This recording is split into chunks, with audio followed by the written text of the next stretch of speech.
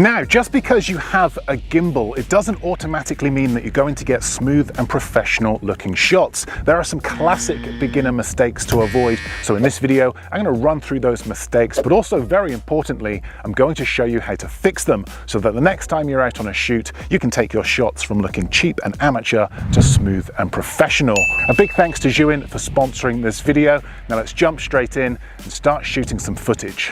Okay, let's talk about focus and exposure because this is really important. Let's imagine for a second that you wanted to capture an establishing shot revealing your location from behind this wall. A classic beginner mistake is to hit record, slide your camera to the left and reveal your location. But what's wrong with this shot? Well, let's take a look. The shot starts from behind this wall, slides to the left, but we now get this ugly exposure and focus change halfway through our shot. This looks cheap and amateur. So to fix this, we're going to lock our focus and exposure by tapping and holding on our screen. We're going to hit record, move our camera behind this wall and capture the exact same shot again. Let's take a look. And we now have a reveal shot with a much more consistent and professional look. No more nasty focus and exposure changes. Let's look at another quick example here. Camera starts from behind this tree and slides to the right, but without locking our focus and exposure, we again get these nasty focus and exposure changes. But by locking our focus and exposure, our shot now looks much more polished and professional.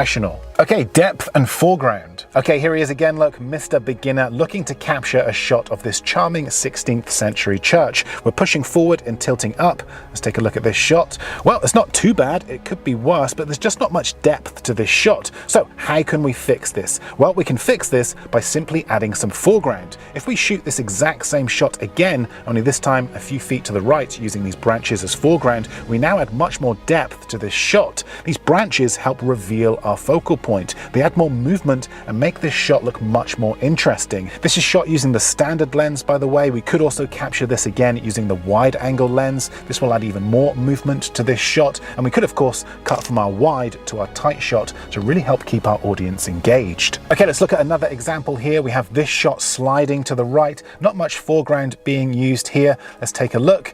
Yes, as expected, another great sense of movement and depth to this shot. So this time we're going to use this bush in the foreground to help give us a bit more depth. Exact same shot again, sliding to the right, only this time we're layering our shot. We've got our foreground, very important, our midground and background, and just look what difference this makes to our shot. The bush smoothly passing through the frame adds much more movement and more depth to this shot. Now, if you really want to level up your shots, then try starting with your camera low to the ground, pushing forward and rising up. I'm going to use this tree in the foreground to help give this shot more depth. And as you can see, when we start to combine these techniques, smooth movements, foreground depth, we massively improve the look of our shots. Now, there is, however, such thing as bad foreground. Let's take this panning shot of this street, for example. Although we're using these umbrellas as foreground to add more depth to this shot, it still looks cheap and messy. So instead, let's take advantage of these flowers and this time lift our camera up to reveal our location. Just a few minor tweaks with this shot and we now have a much more professional looking result. Lens choice will also make a huge difference with these shots, so be sure to experiment. Here is another shot using the wide angle lens sliding to the right, still using foreground and depth, but we now see much more of the scene.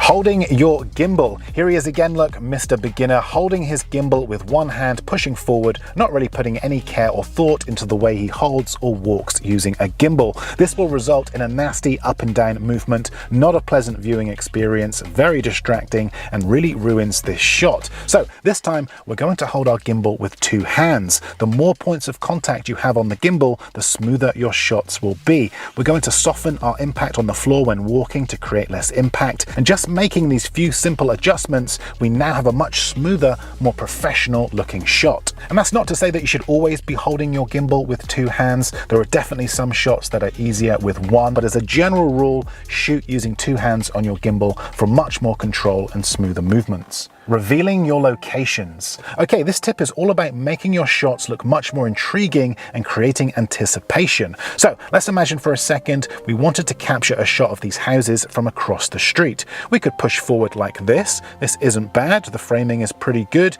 These two trees add symmetry and depth, but there is definite room for improvement. So how can we make this shot look even better? Well, this time we could reveal our location. So instead of cutting to our shot, which doesn't really leave too much to the imagination. This time, let's start with our camera pointing up, push forward and tilt down to reveal our location. This instantly adds more intrigue, movement, depth and anticipation to this shot, allowing us to hold this shot for much longer and still hold attention. Let's see another example, only this time of this church. Here is the beginner version, simply pushing forward, not a particularly interesting shot and to be honest, kind of boring. However, this time we're going to push forward and tilt up to reveal our focal point. Still holding our gimbal with two hands for a much smoother shot. Let's take a look.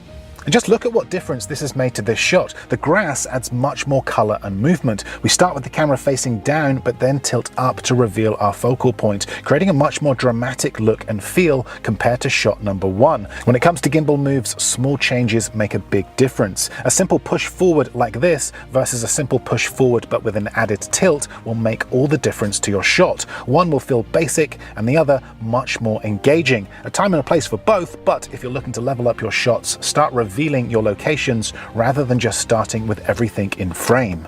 No more pans. Pans are the ultimate way to make your shots look cheap and amateur. Here he is again, look, Mr. Beginner, holding his gimbal with one hand, capturing a panning shot of this statue. Really not a great shot, it's too tight, there's no clear focal point, the shot just looks terrible. So this time I'm going to cross the street and simply push forward with my focal point in the center of frame. I'm also going to tilt up the closer I get. Let's take a look. Camera pushing forward, a much more defined focal point now, and as we get closer, the camera tilts up for a much more dramatic shot. Okay, let's take this quiet back street for example. We could do a one-handed pan from left to right, but again, there's no clear focal point, the shot moves too quickly, and we've got these ugly bins in the frame really ruining this shot. This isn't even usable. So instead, let's simply push forward. This is actually much easier to capture and will look 10 times better. Let's take a look. Okay, we now have a much clearer focal point, the shot is much smoother, and we're now taking our audience on a journey down this street. A simple tweak makes all the difference, a much more professional shot.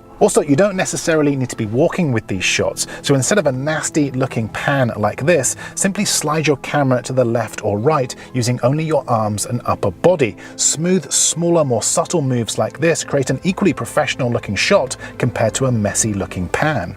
Gimbal features. Now every gimbal will come with different features to help you get more creative shots, so it's really important that you make the most of them. A classic beginner mistake is to shoot using the same gimbal mode to capture the same shots over and over again. So look at what features and modes your gimbal has and take advantage of them. I'm shooting everything on the Zhiyun Smooth 5S today, which has a ton of great features, but by far one of my favorites is the AI tracking. So let's say you wanted to not only capture shots of your location, but also shots of yourself walking through that location, and this is a perfect feature to do it with, because using this tiny magnetic tracker that connects to the top of the gimbal like this, I can now have the gimbal track me wherever I go. It's a bit like having your own personal camera operator with you, allowing you to add much more movement to your shots when shooting solo. It also has gesture control, so instead of having to keep touching the gimbal to set up each shot, I can simply use gestures to tell it what to do. For example, the OK sign will make the gimbal lock onto me and keep me in the center of frame, or if I make a frame gesture like this, I can now position myself in the frame wherever I like. Adding just a few of these AI tracking shots throughout your B-roll sequences can really help take them to the next level.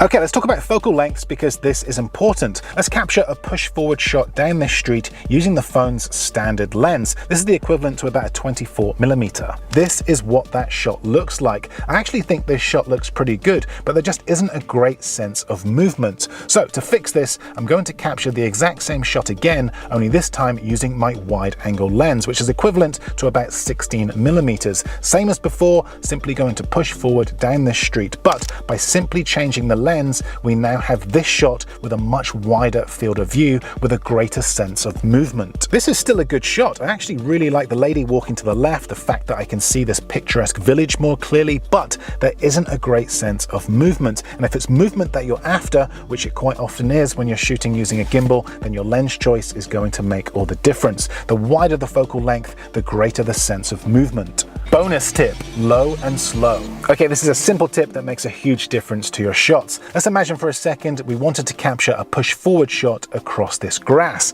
Let's take a look. Yeah, not great. In fact, diabolical. This is a completely unusable shot. So instead, we're going to shoot low and slow. For this, I'm going to select slow motion, shoot using my wide angle lens and get my phone nice and low to the ground. Exactly the same again, I'm simply going to push forward, but from a much lower perspective. And we now have a much more usable shot. The camera pushing through the grass, slow motion, helping smooth everything out, allowing our audience to take in all the colorful flowers and this location. Let's quickly see another example, a push forward towards this French bar, semi-usable, but definitely not great. So let's make the most of these colorful flowers in the foreground by getting low and shooting slow. Much better.